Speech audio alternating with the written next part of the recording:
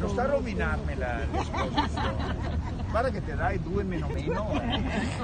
Allora, stai attenti, i ponti di Venezia non avevano i parapetti, non avevano le spalliere. Ecco perché il gioco dei pugni.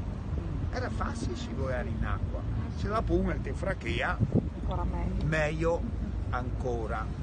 Poi per sicurezza nei secoli, uno dopo l'altro, i ponti si sono muniti di bande, si chiama bande in veneziano. A partire dal 1400 hanno avuto le bande, da cui tirte in banda, stai in banda, perché altrimenti intralci il passaggio. Tirte in banda. In tutta Venezia centro storico, che ha centinaia e centinaia di ponti, è rimasto un unico ponte, così come era in antico, cioè senza bande, e lo abbiamo davanti, il celebre bellissimo Ponte Chiodo.